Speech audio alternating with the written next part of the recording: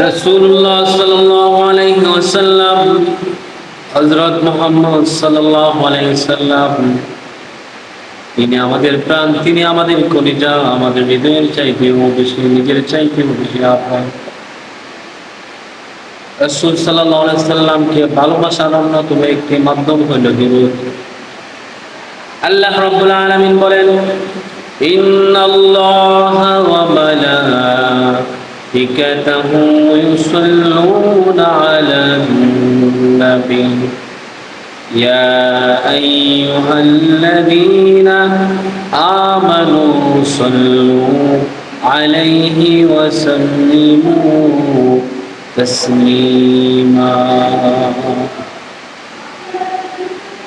নিঃসন্দেহে আল্লাহ এবং তার ফেরেশতারা রাসূলের উপর, নবীর উপর দুরূদ পাঠ করে।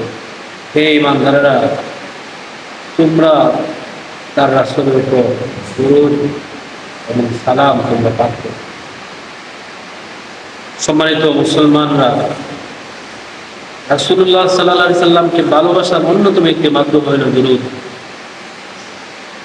এই দুরূদের মাধ্যমে আমাদের রাসূল সাল্লাল্লাহু আলাইহি ওয়াসাল্লামের সাথে সম্পর্ক স্থাপন হবে, রাসূলের জিয়ারত নসিব হবে স্বপ্ন। আল্লাহ নবী সাল্লাল্লাহু আলাইহি সাল্লাম বলেন, মান সাল্লা আলাইয়া ওয়াহিদাতান সাল্লাল্লাহু আলাইহি আশরু সালাওয়াত। রাসূলুল্লাহ সাল্লাল্লাহু আলাইহি সাল্লাম বলেন, যে আমার উপর একবার দরুদ পাঠ করবে, আল্লাহ রাব্বুল আলামিন তার উপর 10টি রহমত নাযিল করবেন। وَحُطَّتْ عَنْهُ عَشْرُ خَطِيئَاتِهِ, আল্লাহ তাআলা তার 10টি গুনাহকে ক্ষমা করে দেবেন। وَرُفِعَتْ لَهُ عَشْرُ دَرَجَاتٍ, আল্লাহ তাআলা তার মর্যাদাকে, 10টি মর্যাদাকে আল্লাহ তাআলা বৃদ্ধি করে দেবেন।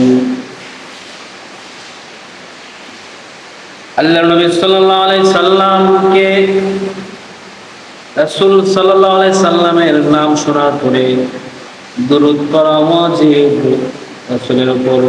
রাসূল বলেন যে, মান আল বাখীলুল্লাযী মান যুকিরতু ইনদাহু ফালাম ইউসাল্লি আলাইয়া,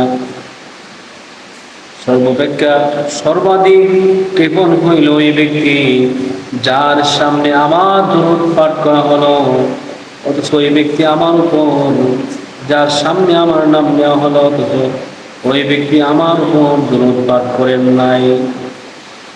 রাসূল সাল্লাল্লাহু আলাইহি ওয়াসাল্লামের নাম শুনলে দুরূদ পড়তে হয় সাল্লাল্লাহু আলাইহি ওয়াসাল্লাম। হযরত উবাই ইবনে কাব রাদিয়াল্লাহু তাআলা আনহু বলেন, ইয়া রাসূলুল্লাহ, ইয়া হাবিবাল্লাহ, আমি আমার দোয়ার মধ্যে কতটুকু আপনার দুরূদ রাখবো? রাসূলুল্লাহ সাল্লাল্লাহু আলাইহি সাল্লাম বলেন, তোমার যতটুকু ইচ্ছা, যতক্ষণ তোমার মন চায় ততক্ষণ তুমি দুরূদ পড়তে পারো। আল্লাহর নবী বলেন, এই দুরূদের মাধ্যমে আল্লাহ রাব্বুল আলামিন তোমার গুনাহকে মাফ করে দিবেন, তোমার দুশ্চিন্তাকে দূর করে দেবেন এবং তোমার গুনাহকে আল্লাহ তাআলা মাফ করে দেবেন। হযরত উমর রাদিয়াল্লাহু তাআলা আনহু বলেন, ইন্নাদ দুআআ মাওকুফুন বাইনাস সামাই ওয়াল আরদ লা ইয়াসআদু মিনহা হাত্তা তুসাল্লি আলা নাবিয়িকা, দোয়া আসমান এবং জমিনের মধ্যবর্তী স্থানে ঝুলন্ত থাকে ততক্ষণ পর্যন্ত রাসূল সাল্লাল্লাহু আলাইহি ওয়াসাল্লামকে দুরূদ পাঠ না করা হয়, এই দোয়া উঠে না উপরে। রাসূলুল্লাহ সাল্লাল্লাহু আলাইহি সাল্লাম বলেন, মান সাল্লা আলাইয়া সাল্লাত আলাইহিল মালাইকাতু মা সাল্লা আলাইয়া, যে আমার উপর দুরূদ পাঠ করে তার প্রতি ফেরেশতারা ততক্ষণ পর্যন্ত দোয়া করতে থাকে যতক্ষণ সে আমার প্রতি দুরূদ পড়তে থাকে। রাসূলুল্লাহ সাল্লাল্লাহু আলাইহি ওয়াসাল্লামের উপর দুরূদ আপনি পাঠ করবেন, আল্লাহর রহমতের ফেরেশতারা ততক্ষণ আপনার জন্য দোয়া করতে থাকবে।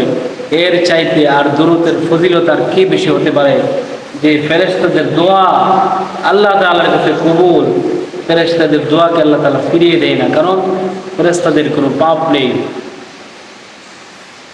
রাসূলুল্লাহ সাল্লাল্লাহু আলাইহি সাল্লাম বলেন, ইন্না আওলান নাসি বি ইয়াউমাল কিয়ামাতি আকতারুহুম আলাইয়া সালাত। কিয়ামতের দিন কি আমার নিকটে থাকবে জানুনি? রাসূল বলেন, কিয়ামতের দিন সর্বাপেক্ষা আমার নিকটে ওই ব্যক্তি থাকবে যে আমার প্রতি দরুদ বেশি করে পাঠ করেছে। আল্লাহর নবী বলেন, সাল্লু আলাইয়া মিনাস সালাতি আকবিরু আলাইয়া মিনাস সালাতি ইয়াউমাল জুমআহ। তোমরা জুমার দিন বেশি করে আমার প্রতি দরুদ পাঠ করতে থাকো। ফাইন্নাস সালাহ, অন্যত্র আল্লাহর নবী বলতেছেন, ফাইন্নাস সালাহ মাওজুআতুন আলাইয়া, কারণ দরুদ যে তোমরা পাঠ করে সেই দরুদ আমার নিকট পৌঁছে দেওয়া হয়। রাসূল সাল্লাল্লাহু আলাইহি ওয়াসাল্লামকে দুরূদ পাঠের মাধ্যমে রাসূলের নৈকট্য লাভ হয়, গুনাহ মাফ হয়, মর্যাদা বৃদ্ধি পায়, দুশ্চিন্তা আল্লাহ দূর করে দেন। এর চাইতে আর কি ফজিলত রয়েছে? আর এই দুরূদের মাধ্যমে রাসূল সাল্লাল্লাহু আলাইহি ওয়াসাল্লামের জিয়ারত নসিব হয় স্বপ্নের যুগে। আল্লাহ তাআলা আমাদেরকে বেশি বেশি করে রাসূল সাল্লাল্লাহু আলাইহি ওয়াসাল্লামকে ভালোবাসার তৌফিক দান করুন।